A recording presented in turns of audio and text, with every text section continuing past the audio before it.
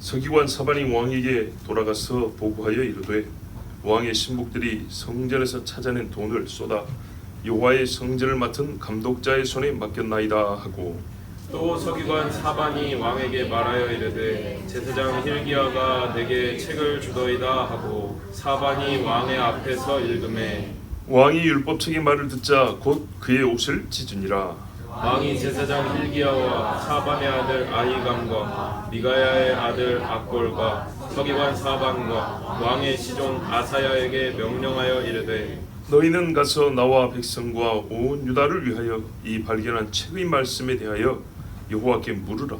우리 조상들이 이 책의 말씀을 듣지 아니하며 이 책에 우리를 위하여 기록된 모든 것을 행하지 아니하였으므로 여호와께서 우리에게 내리신 진노가 크도다. 이에 제사장 hil기야와 또 아히감과 악볼과 사반과 아사야가 여선지 훌다에게로 나아가니 그는 할하스의 손자 디과의 아들로서 예복을 주관하는 살룸의 아내라. 예루살렘 둘째 구역에 거주하였더라. 그들이 그와 더불어 말하매 아멘. 헌금을 모아서 성전 공사 감독자의 손에 맡겼습니다. 감독자가 있죠, 어디나. 그 사람이 이제 책임을 지고 공사를 합니다. 했습니다라고 보고를 했습니다. 분명히 총액이 얼마라는 정도는 보고를 했겠죠. 누구에게 맡겼다. 그리고 들어보니 어느 정도의 시일이 걸리고 어떻게 공사를 할 계획이랍니다. 정도까지는 왕에게 보고를 했겠죠.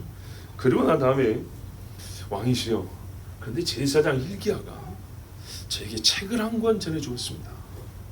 그리고 이제 꺼내죠. 근데 여러분, 이렇게 작은 책이 아니잖아요. 율법책이 크단 말이에요. 이게 두 손으로 들고 읽을 수 없을 정도로 크단 말이에요.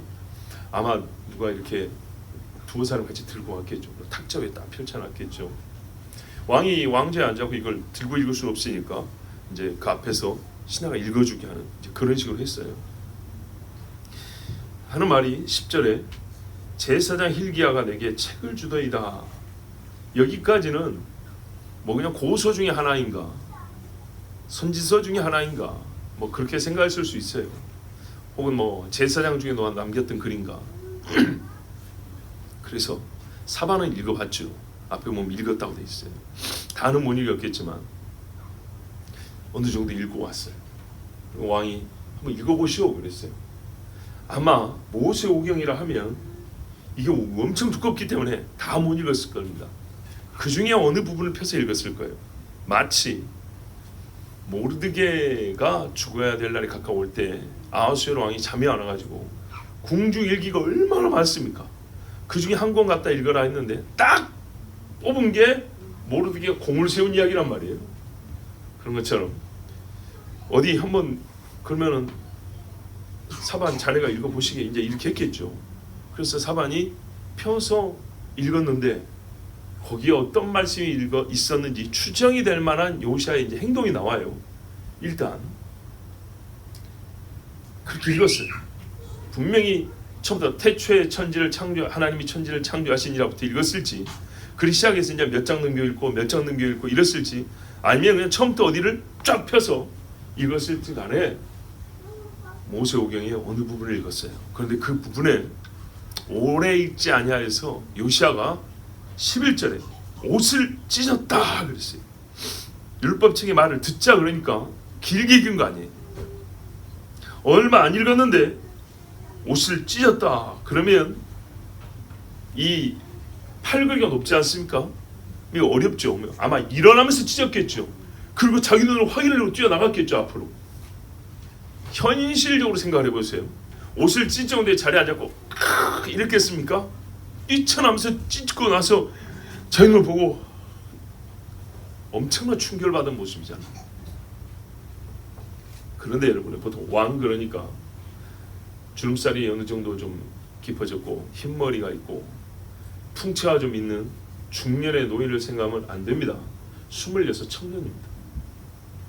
26 청년, 호리호리한 젊은 청년 왕이 왕좌에서 뛰어나가면서 옷을 찢으면서 그 젊은이의 목소리로 고함을 지면서 깜짝 놀래가지고 뭐라고 기록되어 있단 말이야 하면서 나가면서 막 막 뒤적이면서 막 보면서 여기 읽고 저기 읽고 이 장면 한번 생각해 보세요. 젊은이의 그 에너지에 받은 충격에 젊은 사람은 얼굴이 붓잖아요. 그 홍기, 아름다운 홍기가 아니라 어마어마한 두려움과 충격에 빠진 얼굴이 하얘져가지고 옆에 있는 사람이 정말 놀랄 상황입니다. 자, 여러분, 요시야가 한 이 행동, 11절의 이 행동은 무엇을 의미하는가요? 정말 여러분은 저에게 대답을 지금 해주셔야 됩니다. 이 대답을 듣고 제가 설교를 계속하게 나갈 겁니다. 자, 개인적으로 한번 봅시다. 율법책을 듣고 왕이 옷을 찢으면서 소리를 질렀다. 이게 무슨 의미일까요? 여러분, 괴롭다. 또요, 두렵다. 뭐 또 더 이야기해 보십시오. 개인적으로 큰일 났다. 오, 그래요. 좋았어요. 자, 이제 왕으로서 이 말씀을 읽었어요. 보니까 이게 이스라엘이 주신 말씀이잖아요. 자, 왕으로서 옷을 찢었다. 옆에 보는 사람들, 이 소식을 듣는 국민들 어떤 생각을 할까요? 또는 왕이 어떤 마음이길래 옷을 찢었다고 생각할까요? 옷이 여러분 얼마짜리인지 아세요? 야, 왕복을 찢어버렸다. 자, 왕으로서 이 행동을 어떻게 받아들여야 됩니까? 백성이 경망스럽다. 아무리 그래도 그렇죠. 왕이 이렇게 생각할까요? 자, 어떻게 생각할까요? 이 소식을 들었을 때.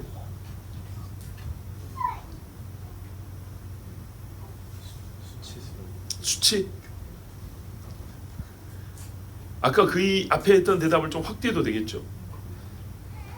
그러니까 왕이 지금 나이 26살까지 8살부터 18년 동안 해온 걸 보면 우상 다 무너뜨려버리고 불태워버리고 거짓 선지자들의 무덤 그 변속관 만들어버리고 그런 일을 해왔죠.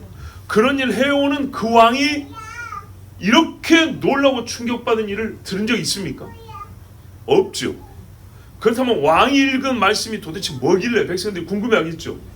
그리고 이것은 왕으로서의 처신으로 볼 때 경망스럽거나 너무 흥분했다 이런 것이 아니고요. 이 나라에 도대체 얼마나 무서운 일이 벌어질 것이길래 왕이 그랬을까? 라고 생각해 볼 수 있겠죠. 자, 그러면 여러분 요시야의 행동을 잘 기억하시고 이 의미를 여러분이 답변한 데 대해서 전체적으로 동의를 하신다면 오늘 이 대한민국의 유명한 구약학자가 한 말을 한번 듣고 이 사람의 말은 어떻게 들리는지 과연 요시야와 같은 말인지 다른지 같은 마음인지 다른 마음인지 한번 여러분 판단해 보십시오. 유명한 분입니다. 저희 진보적 구약학자 중에 유명한 사람입니다. 숭실대 기독교 대학원에서 또 가르쳤던 사람인데 이렇게 말했어요. 율법은 의무가 아니에요. 기쁨이에요. 이걸 의무다라고 생각하는 것이 틀린 거예요. 방글방글 웃어가면서 이렇게 공개적으로 가르쳤습니다. 잘 보세요, 여러분. 다시 한번 얘기해 줄게요. 율법을 의무라고 말하는 게 틀린 거예요. 구약을 이 구약의 의식법을 그렇게 보면 안 돼요. 율법은 기쁨이에요. 의무가 아니에요. 자, 완전 틀린 건 아닌데 뭔가 핵심을 좀 비껴하려는 의도가 좀 느껴지시죠? 우리가 논리학에서 정확히 제가 맞게 지어한지 모르는데 범주의 오류라는 게 있어요. 범주의 오류. 요이학이라고 있는데 혼자 딴소리 하는 거예요. 네. 내가 요만큼에서 얘기하는데 이렇게 늘린다거나 여기 이야기하는데 이걸 약간 섞어가지고 이쪽 다른 영역의 이야기를 한다거나. 봐보십시오, 여러분. 이런 말에는 기본적으로 이제 논리적으로 보면 율법에 대한 의식은 그 다음 문제고 말 자체가 옳지 않아요. 어떻게 옳지 않냐? 여기는 보세요. 의무가 아니에요, 기쁨이에요. 의무의 반대는 권리잖아요. 기쁨을 받는 슬픔이고, 그죠? 의무와 기쁨이 반대되는 건가요? 아닙니다. 의무지만 기쁜 것도 있어요. 그러니까 국어 공부를 좀 하셔야 되는데, 이런 책이 있었어요. 한 20년 전에. 어이 김전도사 국어 공부부터 하시게 이러고 하지. 여기 김전도사님 얘기한 게 아니고 대한민국 대표로 김여사 그런 것처럼 어떤 장로님이 쓴 책인가 그래요. 우리 신학교 다닐 때 그런 책이 있었어요. 이분도 보세요. 기쁨은 의무가 아니라는 전제를 갖고 얘기하잖아요. 의무는 기쁨이 될 수 없다라는 전제를 갖고 있잖아요. 권리만 기쁨인가요? 어떤 사람은요, 이 권리 싫다는 사람도 있어요. 어떤 권리를 줘도. 그죠? 네가 잘하는 경우도 있어요. 의무지만 기쁘게 감당하는 사람이 있어요. 와. 일단 여러분, 율법을 받았다는 것을 진짜 복으로 여길 줄 아는 사람이라면 율법은 기쁨입니다. 기쁨이란 걸 부정하지 않아요. 저도 전혀 부정하지 않아요. 저 자신이 기쁘거든요. 내가 율법을 받았다는 거예요. 근데 여러분, 어떤 의미로 생각하냐면, 연인 사이에, 그분이 그렇다고, 연인 사이에 친밀함과 사랑으로 주는 말씀으로 생각하면 얼마나 기쁘냐, 이런 식이에요. 율법에 대해 그게 다 설명한 건가요? 아니죠. 여러분, 기본적으로 율법이 왜 주어졌습니까? 갈라디아서에 보면 죄가 더하여졌음으로 줬다 그랬어요. 제일 중요한 게 그래요. 그런 분들의 말에는요, 죄에 대한 의식이 빠져 있다고요. 죄. 율법 그 자체가 뭔가 한번 생각해 보세요. 마냥 기쁨으로 받을 수 없어요. 뭐라 그러냐면 율법으로는 정죄의 이름이요 이랬어요. 누가 줬어요? 하나님이. 왜요? 정죄하려고 줬대요. 그것도 그렇잖아요. 죄가 있는데 하나님이 정죄를 안 한다. 죄를 정하지 않는 하나님이다. 하나님인가요? 아닙니다. 정말 생각해 보세요. 세상에 죄라는 게 존재해요. 근데 그 죄를 이게 죄다라고 지적하여 정확하게 말해줄 분이 없어요. 이 세상에 존재하지 않아요. 얼마나 무서운 세상입니까? 이 땅에 우리가 보기도 저거 죄인데 죄가 아니라고 하니까 무섭잖아요. 괴롭고. 인간이 자기가 지은 죄에 대하여 인간 스스로 죄라고 말하지 않습니다. 우리에게 죄를 죄라고 가르쳐준 분이 계셔서 얼마나 감사한지, 그것을 이렇게 가르쳐주시 얼마나 기쁜지요. 그런 의미에서 기쁨이면 좋은데 아니라니까요. 그런 분들은 그렇게 말하는 게 아니에요. 죄를 깨닫게 한다 그래서 율법으로. 그죠? 죄를 깨닫는데 기쁘다 그래요? 어떤 사람이 기쁘다고요? 나의 죄를 깨닫게 해주셨으니 감사합니다. 이 정도까지 가야 기쁘고요.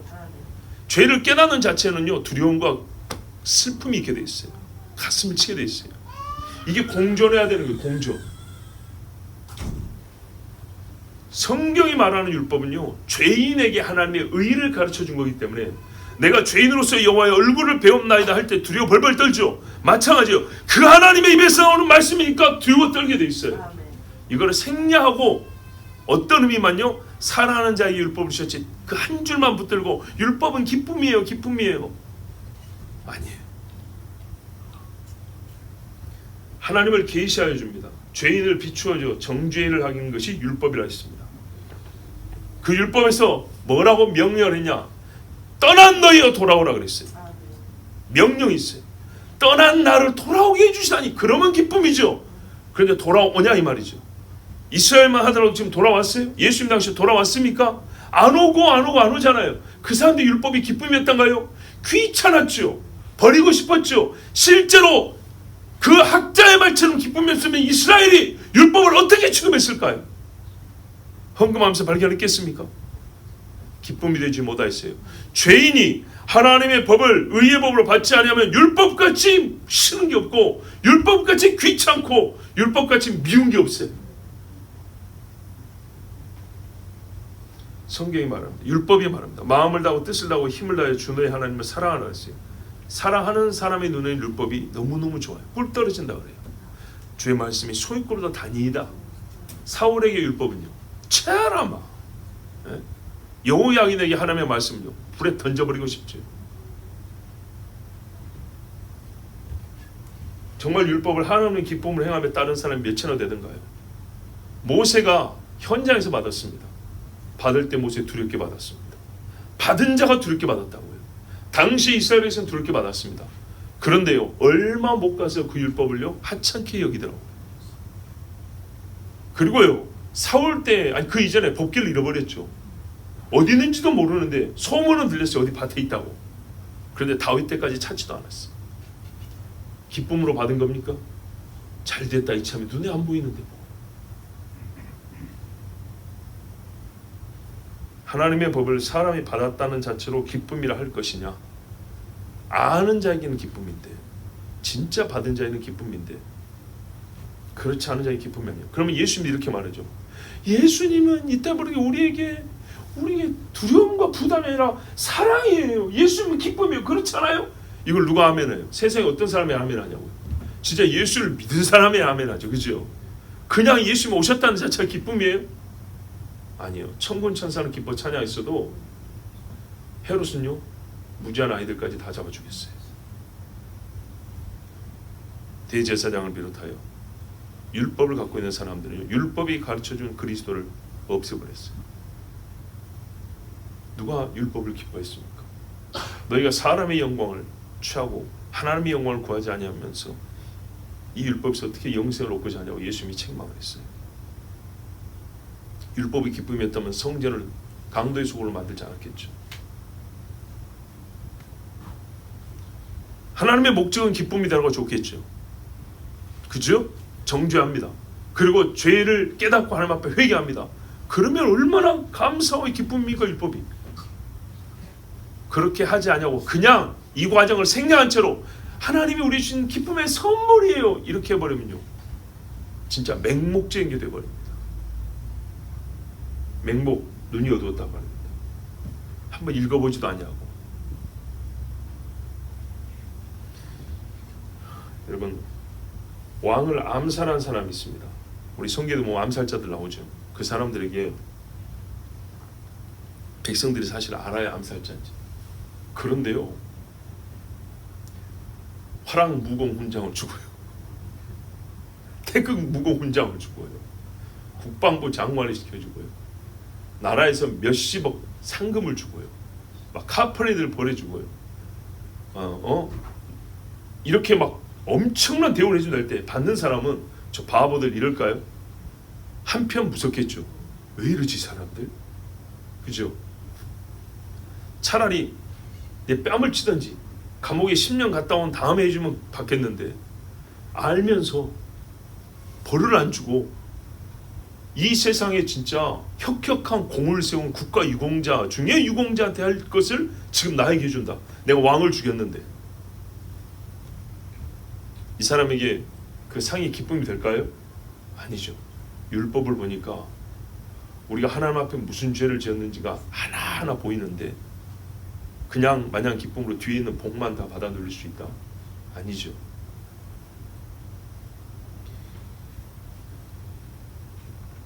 그 사람은 흥미로 성경을 읽고 학문 연구 자료로 읽겠지만 율법은 살아계신 하나님이 그 입의 말씀으로 죄인들에게 주신 말씀, 생명입니다. 죽은 자를 살리려고 주신 의의 말씀이고 사람이 마귀의 법을 따르고 사람이 스스로 법이 되어 사는 세대에 내가 곧 법이요 왕이다. REX, 렉스 왕, LEX, 렉스 왕, 법이다. 왕이 법이다. 내가 법이고 내가 왕이다. 이걸 가르쳐 주신 거예요. 그런데 그냥 기쁨으로만 받고 부담 없이 두려움 없이 성경에 분명히 말했어요. 율법이 말해요. 지키면 살고 지키지 않으면 정죄를 확정하여 벌을 받는다고 그랬어요. 그래서 이제 물어봅니다. 과연 우리는 율법을 지킬 수 있습니까? 한 사람도 못 지키죠. 그러면 받은 사람들 한 사람도 못 지켰는데 아 기쁘다 이러고 전부 다 깨꾸덕 죽었을까요? 저는 율법에 대하여 양심적으로 말하면 나는 기쁩니다. 하나님이 우리에게 하나님의 법을 이 죄인 나에게 주신 것이 얼마나 감사한지 나는 기쁩니다. 그런데요, 내가 이 법을 어길 때는요 심히 두렵습니다. 이 법을 지키고 순종할 때는 한없이 기쁜데, 물론 못 지켜도 내가 못 지킨 것을 보여주는 말씀이 있다는 것에 감사합니다. 기뻐합니다. 이게 이제 믿음이 주는 힘이에요. 믿음이. 그러나 우리 행위 하나하나에 이 율법이 저울의 역할을 하고 있고 자해의 역할을 하고 있기 때문에, 가짜 금인지 진짜 금인지 긁어보는 이 시금석의 역할을 하고 있기 때문에, 내가 하나님 앞에 가짜로 드러날까 하여 하나님의 이 말씀에 대해서 신성의 권위를 갖고 있어서 그만큼 무겁고 무섭습니다. 그런데 마치 이런 생각을 가진 사람은 믿음이 없는 자고 성경을 잘못 본 사람인 것처럼, 율법은 두려워하는 게 아니에요. 기쁨이에요. 편하게 예수 믿으려면 그런 소리만 여러분 듣고 살면 됩니다. 제가 왜 갑자기 이 이야기를 제법 길게 말하냐, 오늘 이 요시야 주변 사람들과 얼마나 다른가를, 이 시대가 얼마나 하나님 말씀에서 그 말씀에 합한 신령에서 떨어져 나가는가를 보시라고 말입니다. 왕이 제사장 힐기야와 사반의 아들 아히감과 미가의 아들 악볼과 서기관 사반과 왕의 시종 아사에게 명령이 이르되, 여기서 지위가 낮은 사람 한번 데리고 와보세요. 이 중에서 혹시 종된 사람 있습니까? 못 배운 사람 있습니까? 아니죠. 전부 다 뛰어나고 지위가 높은 거 명예 있는 사람들입니다. 그죠? 자, 이 사람들이 왕의 행실을 보고, 왕이시여 지나치십니다. 왕이시여, 아이고 그렇게까지 그렇게 막 걱정할 일이 아닙니다. 그런 사람 있어요, 없어요? 한 명도 없습니다. 마치 기대했다는 듯이, 예상했다는 듯이 왕의 행동에 대해 한 사람도 이상하다거나 이의를 제기한 사람은 없습니다. 이 얘기로 끝난 게 아닙니다. 여선지자 훌다에게 보냈답니다. 정말 여기서 제가 이해가 안 되는 게 있어요. 제사장을 여선지자 훌다한테 보낸다고요? 제사장을? 남자 제사장 할아버지가 무명한 여자한테 가가지고 하나님의 뜻이 무엇이요 하고 물어봐야 된다고요? 여러분 본 적 있습니까? 대제사장이 선지자한테 가고 물어본 거 들은 적 있냐고요? 이사야 같은 대선지자한테 물은 적 있어요? 제사장이? 없죠. 근데 여기는 어찌된 영문인지 고관 대장하고 제사장 중에 대빵이 남자도 아니고 알려지지도 않은 여자 선지자한테 가가지고 그 집에 노크에 들어가서, 선지자요, 왕의 말씀에 이 하나님의 율법을 우리가 찾았는데 하나님이 우리에 대해 어떤 뜻을 갖고 계신지 좀 묻고 오랍니다. 여기 대표로 대제사장이 갔어요. 기가 막힌 일입니다. 기가 막힌 일. 어떤 핑계를 대서 안 가야죠. 주변에서 말려야죠. 왕이셔 보내더라도 하고 하급 관리를 보내도 되는 거예요. 그런데 왕이요, 이게 태도가 중요하다는 거예요. 하나님의 말씀에 대한 태도와 말씀을 물어와서 우리가 물어야 할 사람에 대한 존중의 태도인가, 이런 거예요. 우리가 이제 나라의 격을 맞춘다 그러잖아요. 그거 아세요? 우리나라하고 미국하고 국력과 국가의 위상은 게임이 안 되죠. 어마어마한 차이죠. 그런데도요, 군사회담하면 저기서 별 4개 나오면 우리도 별 4개 나갑니다. 똑같이 맞춥니다.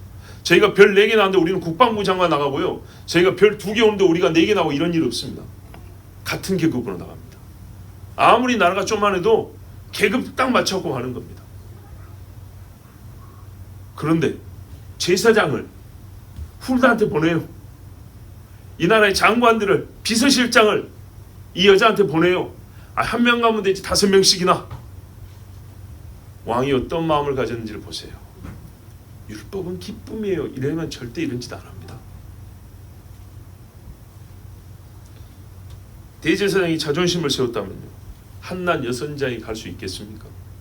여기 함께한 백성들이 얼마나 하나님의 권위에 순복하며 자기들도 읽어봤거니와 하나님의 말씀에 대한 존중과 사랑이 있지 않으면 못 나갑니다.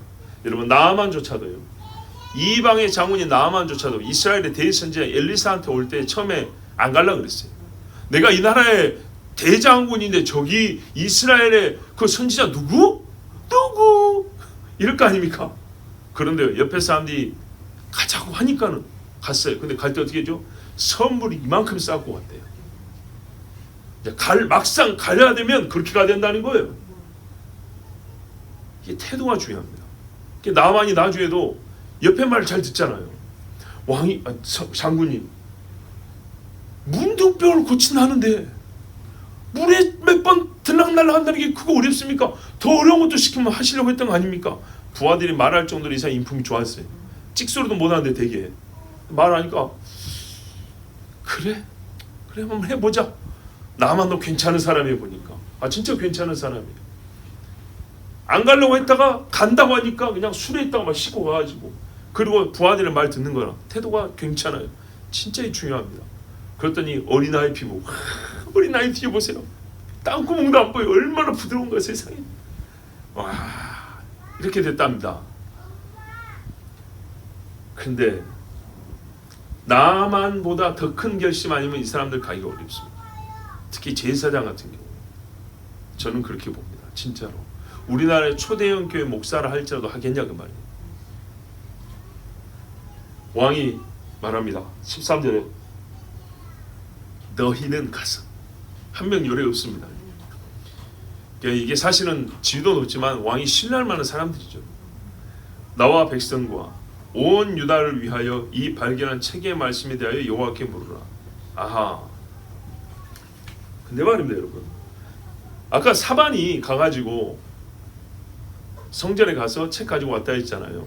근데 지금 책을 읽고 난 다음에 가라고 할 때는 제사장이 바로 언급되죠. 그러면 무슨 말인가요? 같이 왔다는 얘기죠. 왕궁에 올 때 제사장도 같이 왔다는 얘기입니다. 같이 와서 보증을 해준 거죠. 이 책 제가 발견한 게 맞습니다. 그 자기도 궁금한 거죠. 왕이 뭐라고 할지.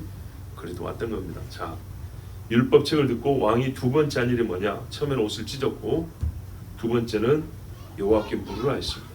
여러분, 감정으로만 표현하는 거 끝나는 게 아닙니다. 여호와께 물으라. 왜 물으냐? 위하여, 나와 백성과 온 유다를 위하여. 하나님이 우리를 위하여 이 말씀을 주신 거죠. 그런데 여러분, 왜 물으라고 하죠? 읽어보면 아는 거 아닙니까? 그렇죠? 읽어보면 아는데 왜 물으라고 하냐면 해석 때문이죠. 그런데 여기 제사장도 있고 본인도 하나님 말씀에 일가견이 있습니다.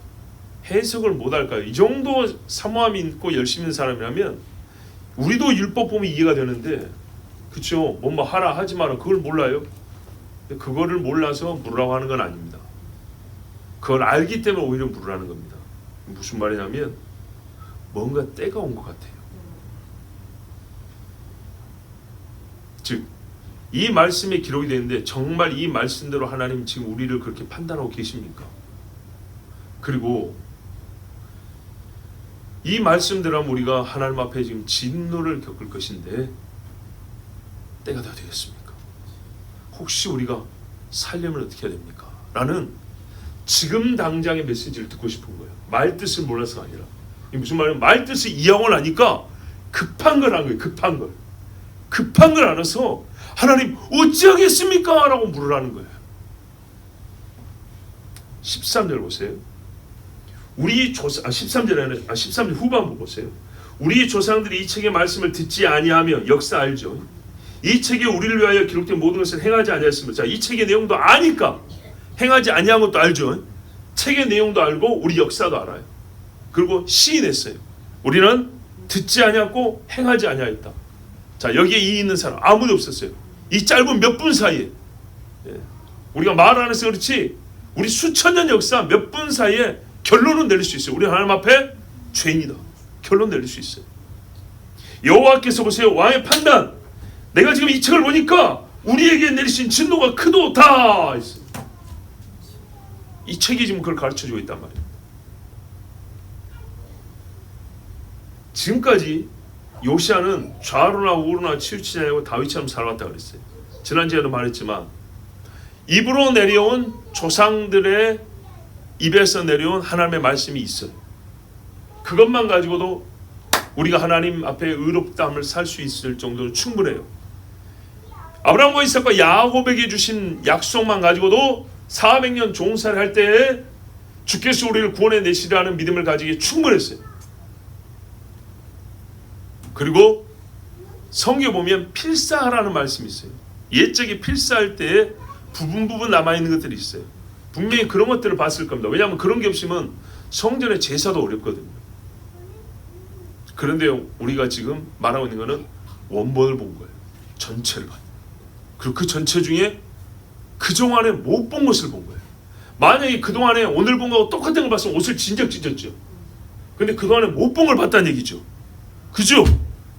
그러면 이게 얼마나 중요한데 그동안에 이스라엘 백성이 가려져 있었다는 거예요. 오늘 본 것이 뭐냐 했더니 왕이 옷을 찢었다는 말은 오늘 하필이면 하필이 아니라 정말 복되기시리 읽은 데가 하나님의 심판과 저주의 말씀 부분이었다는 얘기예요. 읽은 데가 모르드게가 이 반란자들을 고발한 내용이 읽은 데인 것, 그곳인 것처럼 오늘 읽은 데는 너희가 여호와의 말씀을 이러이러 지켰는데 지키지 아니하면 내가 이렇게 진노하리라 이렇게 벌하라 딱 그 자리를 읽은 거예요. 그런데 지금 전국을 돌아다니면서 우상을 다 없애왔잖아요. 있어요. 잘못됐다는. 근데 하나님의 말씀을 직접 보니까 이건 잘못해도 너무너무 많이 잘못한 거예요.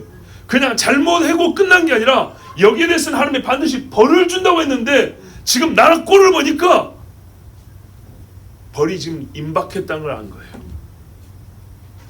요시야의 말 보세요. 우리에게 내리신 진노가 크도다. 이미 진노가 내려오고 있다 이 말입니다. 그 할아버지 세대에 뭐가 있었습니까? 이사야 때, 히스기야 때 바벨론으로 다 끌려간다 그랬죠. 너희 손자들은 끌려간다 그랬어요. 다만 너는 내가 그거 안 보고 죽게 해준다 그랬어요. 자, 요시야가 그러니까 어떤 생각했어요? 자기 할아버지 때 이야기니까 우리 때인가? 그렇겠죠. 이게 믿음의 사람 이야기예요. 나 때는 괜찮겠지 이게 아니고요. 아닙니다. 분명히 요시야 그 다음이에요. 그렇지만 이 말씀을 받은 당사자는 어떤 마음을 가져야 되냐? 그 자세는 혹 나 때인가? 할아버지 히스기야 때 하나님이 말씀하신 그 환난과 재앙이 그 심판이 지금 나 때 이루어지겠는가?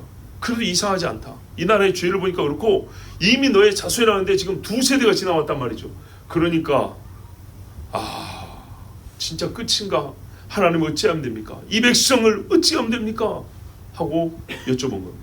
근데 하나님께서 나중에 보겠지만 얼마나 또 은혜를 베푸셨는지 너도 평안히 죽으리라 그랬어요. 자, 그러면 요시야가 읽은 말씀이 어딜까? 우리가 추정해 보면요, 두 군데로 압축이 됩니다. 첫 번째, 레위기 26장입니다. 한번 보겠습니다. 다 읽지는 않습니다, 여러분. 레위기 26장에 보면 14절 이하부터 그 앞에 상이야기가 나왔어요. 3절부터 13절까지 한 10절, 11절 상이야기인데 14절부터는 그러나 너희가 내게 청조하지 아니하여 이 모든 명령을 준행하지 아니하며 내 규례를 멸시하며 마음에 내 법들을 싫어하여, 보세요, 싫어한다니까요. 기쁨은 무슨 기쁨이에요? 내 모든 계명을 준행하지 아니하며 내 언약을 배반할진대 하고 하나님이 벌을 말씀하십니다. 내가 이같이 너에게 행하리니 곧 내가 너에게 놀라운 재앙을 내려 폐병과 열병으로 눈이 어둡고 생명이 쇠약하게 할 것이요 너희가 파종한 것은 헛되리니 너희의 대적이 그것을 먹을 것이라. 내가 너희를 치리니 너희가 너희의 대적이 패할 것이요 너희를 미워하는 자가 너희를 다스릴 것이며 너희는 쫓는 자가 없어도 도망하리라.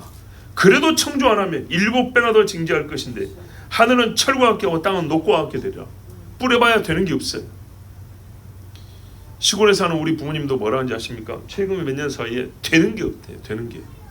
바다에도 되는 게 없대요. 씨가 말라버린대. 그래서 말씀입니다. 그래서 말씀. 뭐 기우 하지 마시라고요. 그 기우를 바꾸는 분도 하나님이란 말입니다. 요한계시록 보세요. 해가 세게 내렸다가 어두워졌다가 그 다음에 넘겨가면 23절에 21절에 말 안 들어 또 7배 들짐승 가축을 멸하여 수십만 가축이 죽어 떼죽임 당하게 해버립니다. 23절 이런 일을 해도 또 안 와. 하나님이 또 말합니다. 또 7배나 더하리라. 24절 칼, 원수, 연병을 보내고 전염병, 대적의 손에 넘기고 의뢰한 양식을 끊을 것이며 점점 이제 먹을 게 없어져 버립니다. 27절에 그래도 대항한다. 7배나 더하리니 아들의 살을 먹을 것이요 딸의 살을 먹을 것이며 내가 너희 산당들과 너희가 좋아하는 것들을 다 없애버린다. 나중에는요 땅이 황폐하여질 것이다. 너희는 쫓겨나리라. 맞지요? 신명기 28장 보십시오. 신명기 28장도 역시 후반부에 보면 복보다 저주가 훨씬 깁니다. 왜? 이게 우리 인생이라서 그래요. 복 받는 자보다 벌 받는 자가 훨씬 많습니다. 28장 20절에 네가 악을 행하여 그를 잊음으로, 하나님을 악을 행하면 동시에 잊게 돼 있어요. 선을 행하니까 하나님을 생각하고 하나님 생각으로 말씀도 주는 거예요. 네 손하는 모든 일 여호와께서 저주와 혼란과 이래야 될지 저랄지 몰라요.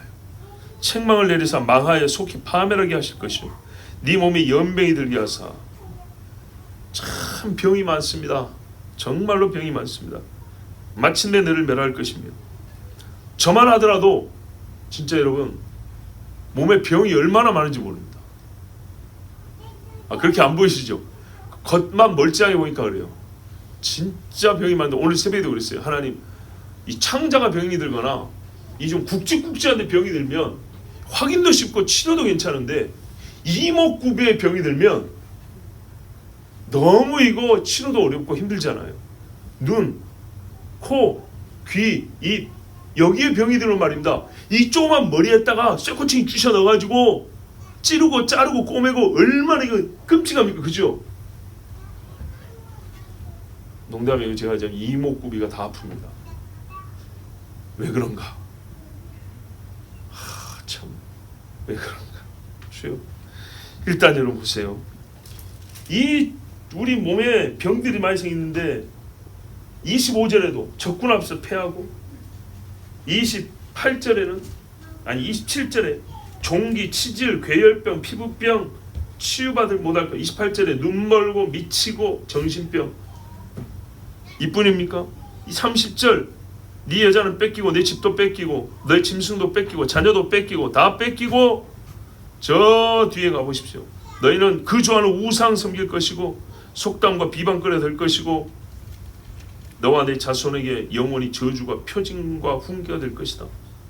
그리고 멸할 것이다. 이게 저 뒤에 50 뭡니까? 60 몇 절까지? 세상 68절까지. 너희는 종으로 팔려도 살짝 없을 정도. 이렇게 됩니다. 이 말씀을 읽었다고 볼 수밖에 없어요. 이렇게 아니고서는 요시아가 옷을 찢을 일이 없어요. 그런데 바꿔 말하면 이런 말씀은 못 읽었던 거예요. 여러분 봐보세요. 이 말씀을 요시아가 지금까지 못 읽었던 거예요. 여기까지 안 가고도 우상 숭배 없애려고 왕의 힘을 다 쓸 수 있었어요. 근데 지금 이 말씀까지 읽었으니까 어떻게 해요? 그래요. 옷을 찢는 겁니다. 더 해야 되는 겁니다. 더. 그런데 딱 보니까 진짜 끝이 온 것 같아요. 요시아도 끝이 온 걸 짐작하는데 우리가 짐작 못하면 되겠습니까? 그래서 요시아 지나고 몇십 년 있다가 진짜 나라가 끝나버렸어요. 한 40년 정도. 요시아가요 이 같은 해 6월절을 지킵니다. 아마 이 말씀을 읽고 6월절도 지키지 않았을까 이런 생각을 해봅니다. 자 14절에 이에 제사장 hil기야와 또 아히감과 악볼과 사반과 아사야가 그 사람들 다 선지자 여선지자 훌다기로 나가니 그는 할하스의 손자 디과의 아들로서 족보가 확실합니다. 예복을 주관하는 살룸의 아내라 예루살렘 둘째 구에 거주하였더라. 그들이 그와 더불어 말하였다. 자, 왕이 가서 물어보는 사람은 여선지자 훌다입니다. 미스네라고 부르는 이제 그 구역입니다. 우리도 무슨 동 무슨 지역 이렇게 돼 있죠. 예루살렘 둘째 구에 살고 있는데 남편이 누구냐? 예복을 주관하는 살룸 그래 돼 있죠. 이 예복은요 왕궁을 얘기하는 겁니다. 왕궁. 네. 왕궁에서 왕복과 신하들의 그 옷 있죠. 이거 전체 관리하는 사람이라는 얘기예요. 그러니까 관리 아내입니다. 공무원의 아내입니다. 전통적인 선지자 집안이나 제사장 가문이 아닙니다. 그러니까는 요즘 말로 하면은 평신도 집이라 이런 말이에요, 그냥. 그런데 거기를 간 거예요. 그러면 왕이 대번에 이 여자한테 가라고 할 수 있었던 건 어떤 소문이 들려졌기 때문입니까? 오늘이 아니라 오래전부터 선지자 훌다다 이런 소문이 들렸던 것이죠. 살룸의 아내가 하나님으로부터 받은 계시가 있고 그 여인이 늘 기도하는 사람이며 하나님이 그에게 뜻을 알리셨습니다 라는 소문을 관리들도 들었고 왕도 들은 적이 있는 거예요. 그래서 바로 거기로 보낸 겁니다. 그러면 이 여자가 평소에 남자들하고 만날 일이 있습니까? 아닙니다. 여자가 남자하고 만날 일은 사실 이 시대에 이 사회에서 거의 없습니다. 여인들끼리 모임에 있을 때, 여인들 잘 보세요. 여인들끼리 대화하고 교제할 때 하나님의 영에 감동되어서 기도하며 예언하며 그들의 행실에 대해 하나님의 뜻을 전하여주며 이 일들이 소문이 났던 겁니다. 그리고 그 곁에요 권위 있으며 신뢰할 만하며 확인이 되온 겁니다. 근데 이 소문이 여자들에게서 있으면 어떻게 해요? 당연히 남자들에게까지 소문이 나겠죠. 예루살렘 전체 소문이 난 겁니다. 그래서 이 중에 한 사람 확인해 봅시다, 어쩝시다, 저쩝시다 아무도 없었어요. 왕도 누구에게 가서 물어봐야 되느냐, 추천해봐라 어쩌라 이런 말도 없었어요. 더 놀라운 게 뭔지 아십니까? 이때쯤 되면요, 놀라지 마세요. 예레미야가 사역을 시작할 때입니다. 스바냐와 예레미야가 사역을 시작할 때입니다. 유명한 선지자가 이미 있었어요. 그들이 아주 왕성할 때인지 아직 잘 모르겠지만 적어도 스바냐, 예레미야, 스바냐도 읽어보세요. 이스라엘의 끝을 얘기한 사람입니다. 종말을 선고한 사람이 스바냐 선지자입니다. 이런 선지자가 있음에도 불구하고 훌다에게 가라 했다는 것은 훌다가 여인이지만 하나님의 영에 의해서 얼마나 강력하게 감동을 받고 드러내지 않지만, 즉 전면 와서 집을 다 때려치고 나는 선지자요 하고 나가고 말이죠. 이러진 않았지만 일상생활 가운데서, 이게 중요한 거예요. 일상생활 가운데서도 얼마나 크게 하나님께 쓰임을 받을 수 있었고 하나님의 영에 감동될 수 있었는지, 그리고 자기를 얼마나 성실하게 했는지를 알 수가 있어요. 살룸의 아내라, 아내의 자리를 지키면서 능히 선지자의 사명을 감당했다는 거예요. 하나님이 훌다에는 나와라 하지 않았어요. 엘리사처럼 나와라, 예레미야처럼 나와라 이러지 않았어요. 자, 하나님이 이제 쓰시는 방법과 그 능력과 지혜를 보세요. 하여튼 이 훌다와 그래서 왕이 보낸 사람들과 이제 대화를 시작했다 했습니다. 자, 여러분, 오늘 이 사건은 정말 매우 특이한 사건입니다. 특별합니다. 특별해. 아까도 말했지만 제사장이 율법을 묻고자 가르치는 사람이 선지자에게 나갔습니다. 그것도 여자 선지자, 평범한 한 집의 아낙에게 나간 겁니다. 왕이 시키긴 했지만 오다가 중간에 빠져나갈 수도 있는 거 아니에요. 그런데 겸손히 듣고자 했습니다. 그래요. 제도권 안에서 하나님의 권위를 부여받았다 할지라도 하나님의 특별한 부르심에 의해서 사역을 하는 사람이 있고 그것이 신뢰만하다면 그 앞에 겸손히 귀를 기울이는 것이 옳은 것입니다. 더하여 오늘 새벽 설교를 했으니까 선지자에 대하여 여러분 몇 가지 교훈할 것이 있는데 그것을 오늘 새벽 설교에 있으니까 참고해 드리시고요. 대제사장이 갔습니다. 이거는 문자적인 말씀의 뜻을 몰라서가 아니라 해석의 약간의 다양함을 알고자 하는 것이 아니고요. 기록된 말씀이 오늘 지금 현재와 된 소리로 들려지기를 바랐기 때문입니다.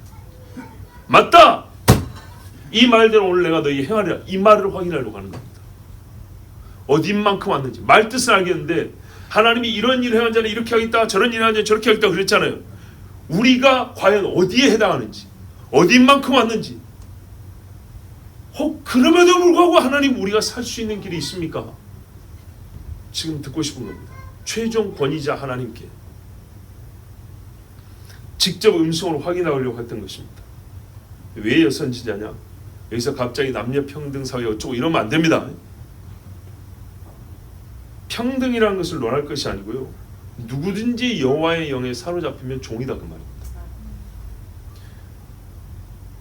확실한 사실은 왕의 명령에 명예 있는 자들이 불만과 이의 없이 따라왔고 훌다가 권위를 인정받은 훌륭한 선지자였다는 것. 감사하게도 하나님은 그 시대에 정말 숨겨놓은 보석 같은 그런 종들을 어느 시대건 남겨놓는다는 것과 그리고 양편이 다 신실하고 겸손했다는 겁니다. 빛과 빛이 만나야 더 큰 빛이 나는 거죠. 철과 철이 부딪혀야 불꽃이 나고요. 하나님이 살리시는 분 이렇게 일을 하십니다. 얼마나 감사하죠. 우리가 단순하게 표현을 하자면 하나님의 성전을 수리하고자 하는 그 착한 마음에 하나님이 상을 주셨다 할 수 있습니다. 근데 상을 주시되 어떤 상을 주셨냐 하니까 우리는 손으로 하나님의 집을 고치지만 하나님은 말씀으로 우리 영혼을 고치시고, 우리는 물질을 모아서 하나님 앞에 드지만 하나님은요 말씀으로 우리에게 생기를 불어넣어 주시고, 하나님 주신 게 훨씬 큽니다. 그런데 누구에게 주냐? 있는 자에게 더 준다 그랬어요. 맞아요. 하나님의 사랑을 받을 줄 아는 자에게 더 사랑을 주시고요, 은사를 귀히 여긴 자에게 더 주시고요, 말씀을 이렇게 사모에 간직하는 자에게 더 주십니다. 받을 줄 아는 자에게 주시는 겁니다. 아직 이야기는 안 끝났습니다. 여러분, 배울 게 많죠. 그리고 이 시대에 우리가 하나님 말씀에 대해 갖고 있는 태도와 이 시대에 보세요. 아까 그 교수 이야기했어요. 제사장 hil기야를 같은 라인에 놓고 보십시오. 이 사람이 혹 교회 어느 여자 집사님이 교수님 그러나 성경은 그렇게 말씀하고 있지 않습니다 하면 겸손히 들을 것 같습니까? 아니겠죠. 이 성경의 시대가 나은 거는 제사장과 고관 대작과 훨씬 학벌로나 명예로나 지위로나 권세로나 성경을 읽어온 그 경험으로나 이런 사람들이 하나님의 뜻을 알고자 할 때는 예선지자 훌하게 가라니 같다는 겁니다. 정말 하나님 앞에 어린아이 같아 한다는 것을 또 여기서 배웁니다. 어느 시대건 간에 제가 오늘 결론은 이렇습니다. 아직 이야기는 다 안 끝났지만 확실히 하나님의 사람은 하나님의 사람다운 표가 납니다. 어느 시대든. 그리고 그 사람들에게 하나님의 은혜를 부어줍니다. 은혜는요 헛되이 가지 않습니다. 은혜가 가면 은혜의 열매를 맺을 뿐만 아니라 은혜를 받을 줄 아는 자에게 흘러가는 겁니다. 자, 오늘 우리는 어찌하겠습니까? 하나님의 율법을 받고 옷을 찢든지 가서 물어보든지 뭔가를 해야겠지 않겠습니까? 그래 하십시오. 그것이 하나님을 우리가 사랑하고 하나님을 경외하는 표가 될 것이고, 그것이 또한 하나님 우리에게 잘했다고 상 주시는 표도 될 것입니다. 우리 같이 기도합시다. 하나님 아버지, 우리는 연약하고 주여 우리는 이 세대 속에서 똑똑한 차 하는 소리는 많아도 진짜 하나님 앞에 겸손해 자기를 낮추는 자의 소리는 많이 듣지 못하고, 나 자신도 이것이 무슨 뜻인가 하고 문자적인 뜻과 책에서만 뜻을 찾으려 하고, 하나님 오늘 나에게 주시는 말씀이 무엇입니까? 하나님 제가 어찌해야 되겠습니까? 제가 이 말씀을 읽었는데 나는 어찌해야 되겠습니까? 라고 정말 말씀을 읽은 자답게 묻는 일은 적습니다. 우리에게 바로 이 자세를 주시옵소서. hil기야도 훌다이였습니다. 왕도 우리끼리 알아서 하자 아니고 저 여선지가 참 물어보자 그랬습니다. 하나님 앞에 이 모습이, 이 태도가 필요합니다. 주여 오늘 우리에게 주시는 말씀이 무엇입니까? 우리 세대는 어떠하며 우리는 어찌해야 되겠습니까? 주여 말씀하여 주시옵소서. 바로 이 질문할 수 있는 마음을 우리에게 허락하여 주시옵소서. 우리 주 한번 부르기도 합니다. 주여